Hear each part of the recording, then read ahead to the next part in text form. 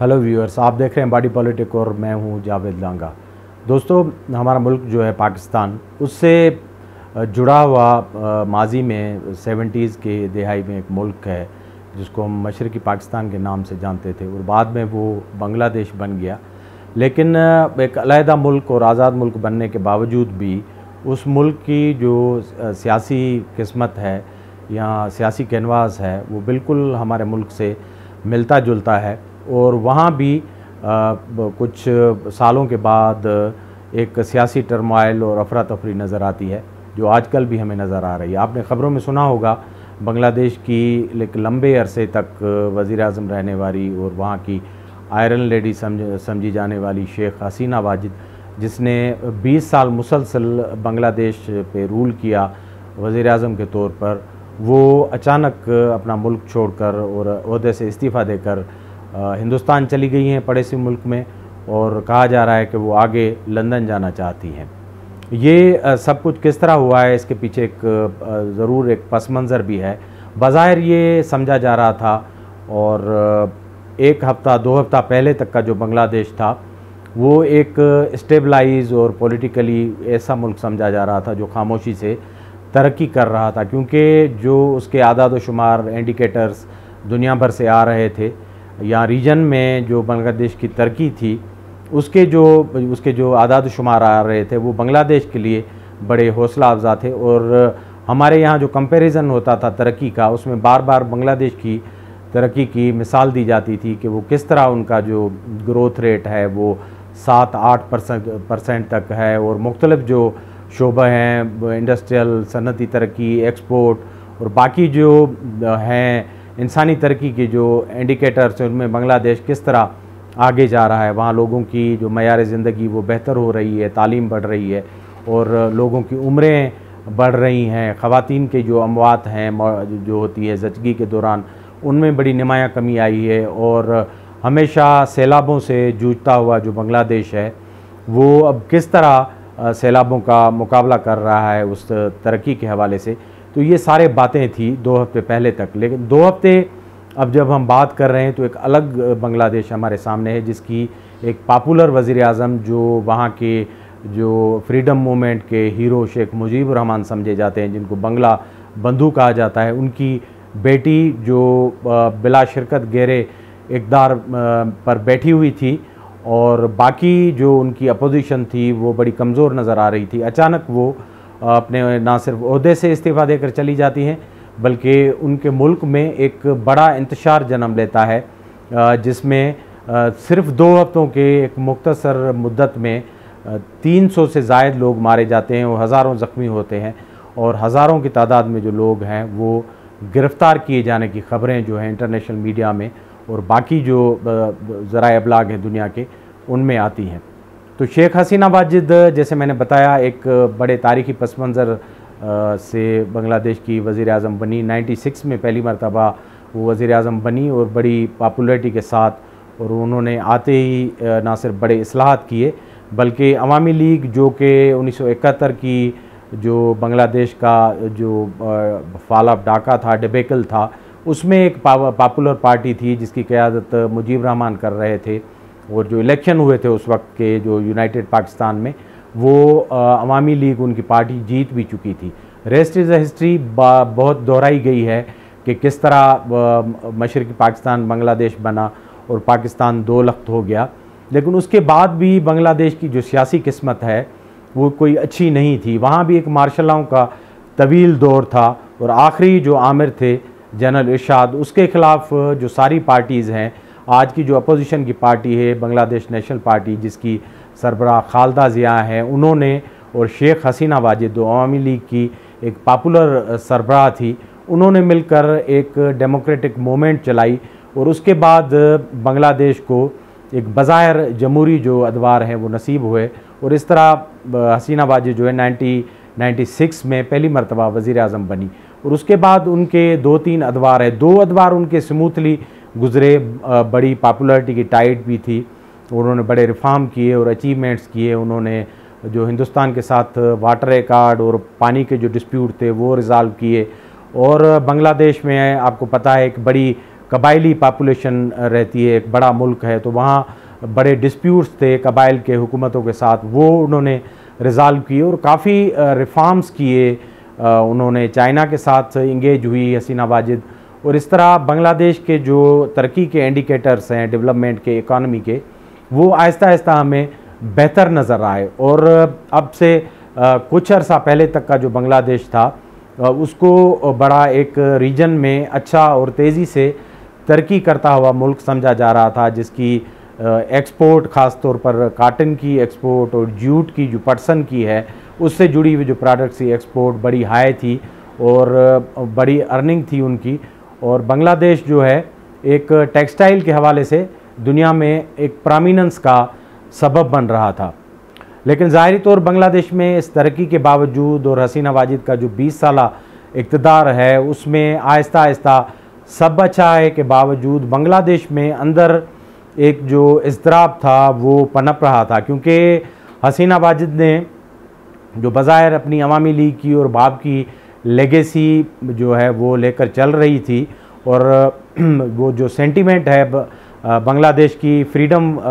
Fighting movement का, तहरीक आज़ादी का और अवामी लीग का, उसको लेकर उसने कैपिटलाइज़ किया था अपने इक़्तिदार को। लेकिन उसके पीछे जो हसीना वाजिद की एक जो पॉलिसी थी अपने मुखालफिन के विज़ वो बड़ी तनकीद का निशाना रही। ना सिर्फ जो इंसानी हुकूक के इदारे हैं बल्कि उनके मुल्क में भी वहाँ उस पर बड़ी तनकीद होती रही कि हसीना वाजिद अपने इक़्तिदार में जो वहाँ की जमात इस्लामी है, रिवायती तौर पर जो वहाँ की एक मजहबी जमात समझी जाती है, और उसका जो तारीख़ी पस मंज़र इस तरह है कि 1971 की वार में जमात इस्लामी पर ये अवामी लीग और वहाँ के जो नेशनलिस्ट हैं वो ये इल्ज़ाम लगाते रहे हैं, और वाक़तन भी ऑन द ग्राउंड भी ये था कि जमात इस्लामी ने 1971 में जो बांग्लादेश की अलहदगी थी उसकी मुखालफत की थी, बल्कि उसके बरक्स जमात इस्लामी ने बड़े पैमाने पर लोग दिए थे पाकिस्तान आर्मी की सपोर्ट में, जहाँ से अल बदर और अल शम्स नामी जो उनकी तंजीमें हैं दोनों, एक अवामी जो अल शम्स तंजीम थी और दूसरी जो स्टूडेंट विंग थी JIT जमा इस्लामी की, उनकी जो अल बदर तंजीम थी, ये दोनों पाकिस्तान की आर्मी के साथ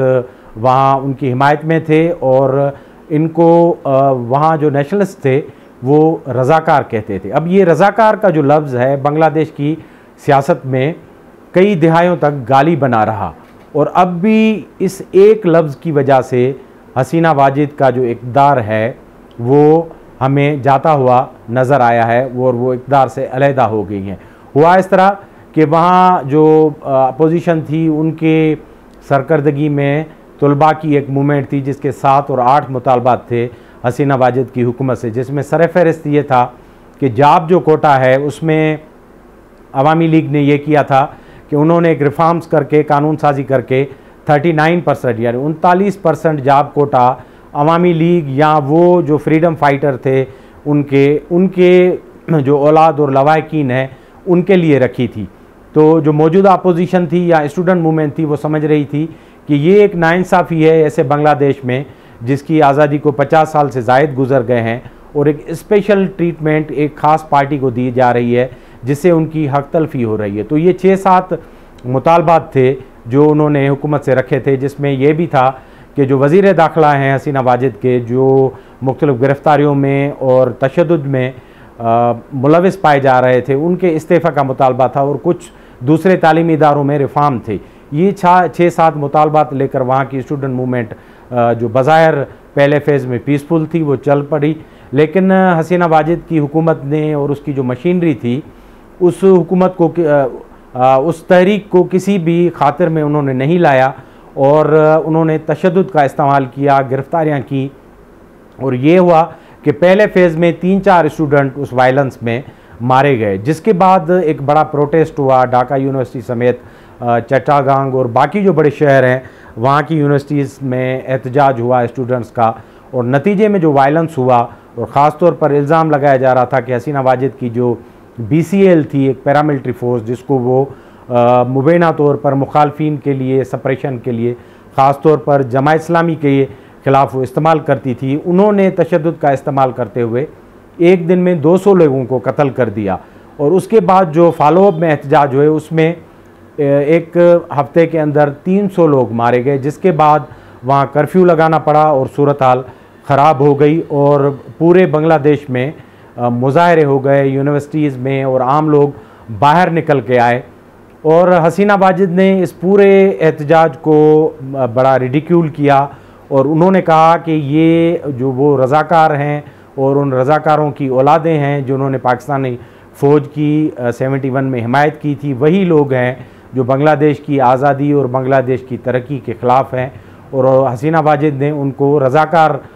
डिक्लेयर किया, जो कि बांग्लादेश की सियासत में एक अपने तौर पर एक सियासी गाली भी समझा जा रहा है। तो उस रद्द-ए-अमल में पूरी तुलबा मूवमेंट और पूरी जो अपोजिशन थी, जमात इस्लामी और बीएनपी जो खालदा ज़िया की जमात है बड़ी, वह अपोजिशन की पॉपुलर जमात रही है और इक़्तिदार में भी रही है। और हसीना वाजिद की एक ज़माने में वो एलाई पार्टी भी रही है, क्योंकि जनरल इरशाद के ख़िलाफ़ जो डेमोक्रेसी की मूवमेंट थी उसमें खालदा ज़िया और शेख हसीना वाजिद ने मिलकर वो तहरीक चलाई थी और उस वक्त उनका एक डेमोक्रेटिक अलायंस था, उसमें बीएनपी उनका हिस्सा थी। लेकिन हसीना वाजिद के जो मुसलसल रूल है उसमें जो खालदा ज़िया है 2018 से मुसलसल जेल में थी और जमात इस्लामी के बहुत सारे लोगों को, ख़ास तौर पर उनकी जो टॉप लीडरशिप थी, उनको न सिर्फ सज़ाएं दी गई, उनको उम्र कैद दी गई, बल्कि बहुत सारे जो लोग हैं उनको 1971 की जंग में बांग्लादेश के साथ बेवफाई के इल्ज़ाम में उनको फांसियों की सज़ा दी गई, जिसमें बहुत सारे जो फ़ौजी ख़ानदान हैं उनके लावाहिकीन भी शामिल थे। तो 20 साल जो इक़्तिदार का दौर था उसको जो बैनुल-अक़वामी ह्यूमन राइट्स के इदारे थे या जो मॉडर्न वर्ल्ड है, यूरोपियन डेमोक्रेसी है या वेस्टर्न डेमोक्रेसी है, वो उनको जो फ्रीडम ऑफ स्पीच है या अपोजिशन के लिए जो एटमॉस्फेयर थी पॉलिटिकल परवान चढ़ने की, उनको कोई आइडल नहीं समझते थे। और इम्प्रेशन ये था कि हसीना वाजिद जो है वो बहुत ही बिटर हैं अपने मुखालफिन की तरफ। लेकिन हसीना वाजिद पॉपुलैरिटी की बहुत बड़ी टाइड पे थी। एक तो उनको बड़ी अवामी सपोर्ट थी क्योंकि वो बांग्लादेश के जो कौमी लीडर हैं शेख मुजीबुर रहमान उनकी बेटी थी। अवामी लीग बहुत ही मकबूल पार्टी थी जिनके रूट्स बांग्लादेश की पूरी जो मज़ामत की हिस्ट्री में थे। दूसरा ये थे कि उनकी 20 साल इक़्तिदार में बांग्लादेश में एक बड़ी माशी और सिग्निफिकेंट तरक्की की थी, जिससे बांग्लादेश बज़ाहिर एक सैलाबों से मुतासिर गरीब और हाईली पॉपुलेटेड मुल्क से एक बेहतर मुल्क की तरफ जा रहा था और उनके जो तरक्की के सारे इंडिकेटर थे वो दुनिया भर में सराहे जा रहे थे। लेकिन सियासी हकीकत ये है कि आज की दुनिया में सिर्फ तरक्की, डेवलपमेंट, इकनॉमिक इंडिकेटर जो हैं वो लोगों के लिए बायस इत्मीनान नहीं है, सेटिस्फेक्शन नहीं है, क्योंकि आज की जो जमहूरी दुनिया है, जो ओपन है through social media, through technology, उसमें फ्रीडम ऑफ स्पीच और लोगों की जो जमहूरी और शख्सी आज़ादियाँ हैं वो बहुत बड़ा मैटर करते हैं। और जिस तरह मैंने कहा कि हसीना वाजिद साहिबा एक कोल्ड वार एरा में और बहुत ही उस ज़माने में पोलराइजेशन वाले में एक पॉलिटिशियन के तौर पर पहले स्टूडेंट लीडर और बाद में एक पॉपुलर लीडर के तौर पर वो ग्रो हुई। और उस जनरेशन का जो आज की डेमोक्रेसी है उसके तरफ कोई रवैया जो है वो इतना अच्छा नहीं है। और इस तरह की जो लीडरशिप है दुनिया भर में वो अपने इक़्तिदार की तवालत और अपने ख़िलाफ़ जो साजिशें हैं उनको सप्रेस करने की पॉलिसी पर गामज़न होते हैं। आपने बहुत सारे मिडल ईस्ट के लीडरशिप इस तरह सद्दाम हुसैन को देखा होगा, कर्नल कज़ाफ़ी को देखा होगा, बशार अल असद को देखा होगा, या फिर ईस्टर्न यूरोप में जो सोशलिस्ट मुल्क थे साबका उनके जो लीडरशिप देखी होगी, या आज की जो सेंट्रल एशियन लीडरशिप है ये उसी मॉडल पर चलती है जिस पर शेख हसीना वाजिद अमल पैरा थी कि मुखालफिन को सप्रेस किया जाए और मुखालफिन की तरफ से जो क्रिटिसिज्म है वो मुल्की आज़ादी और तरक्की के ख़िलाफ़ समझा जाए और उनको कट टू साइज़ किया जाए। तो हसीना वाजिद भी उसी माइंड सेट के साथ चल रही थी। और बांग्लादेश में जो शख्सी आज़ादियाँ हैं, जो बांग्लादेश की तरक्की और एजुकेशन के साथ उनका जो बांग्लादेशी अवाम का जो एक्सपोजर था मॉडर्न वर्ल्ड के साथ और जिस तरह वो एजुकेट हो रहे थे, तो लग इस तरह रहा है कि बांग्लादेश की जो तरक्की है वो शख्सी और सियासी आज़ादियों के सामने हार खा गई और मजबूरन शेख हसीना वाजिद को अपना इक़्तिदार छोड़ना पड़ा। और इस वक्त जो सूरत हाल है, वहाँ के जो फ़ौजी सरबराह हैं उन्होंने हसीना वाजिद के जो इस्तीफ़ा का ऐलान किया है और एक बज़ाहिर अबूरी हुकूमत जिसमें अपोजिशन को भी शामिल किया जा रहा है। अब देखते हैं कि बांग्लादेश की जो पॉलिटिकल हिस्ट्री है वो भी बड़े उरूज ज़वाल से गुज़री है और चेकर्ड हिस्ट्री है। आया अगेन बांग्लादेश डेमोक्रेटिक उस पर राह पर गामजन होगा, या ये जो आउस्टर है हसीना वाजिद का, इससे एक अरसे के बाद अवामी लीग फिर से जो रिवाइव करेगी और वहाँ फिर एक टर्मोइल पैदा होगा। क्योंकि इस वक्त की जो बांग्लादेश की सोसाइटी है वो बड़ी पोलराइज नज़र आती है और उसमें जो मज़हबी जमात है, जमात इस्लामी, जो अब से 15-20 साल पहले बड़ी सफरेस थी और उन पर पाबंदी थी, इलेक्शन कमीशन ने उनको बैन किया हुआ था, उनके दफातर बंद थे, उनसे पाबंदी हट गई है और खालदा ज़िया को आज़ाद किया गया है। तो अपोजिशन इस वक्त अपर हैंड पे। अब देखते हैं कि अपोजिशन मिलकर बांग्लादेश को, पोलराइज बांग्लादेश को किस तरह डेमोक्रेसी और नए रास्ते पर गामजन करती है। इसमें फ़ौज का बड़ा अहम किरदार है, क्योंकि बांग्लादेश की जो रिवायती सियासत है उसमें फ़ौज बड़ी इम्पॉर्टेंट रही है। लेकिन शेख हसीना के आने के बाद फ़ौज पस मंज़र में चली गई थी, क्योंकि उन्होंने फ़ौज के अंदर भी बड़े रिफॉर्म्स किए थे, बल्कि फ़ौज के अंदर बड़ी क्लिनजिंग की थी, सफाई की थी। वो सारे लोग जो एंटी अवामी लीग या एंटी समझे जाते थे हसीना वाजिद के, उनको फ़ौज से निकाला गया था और एक नई फ़ौज बज़ाहिर जो समझी जा रही थी कि प्रो अवामी लीग है या बांग्लादेश का जो हसीना वाजिद का मॉडल है उसको सपोर्ट कर रही है, वो फ़ौज लाई गई थी। जो मौजूदा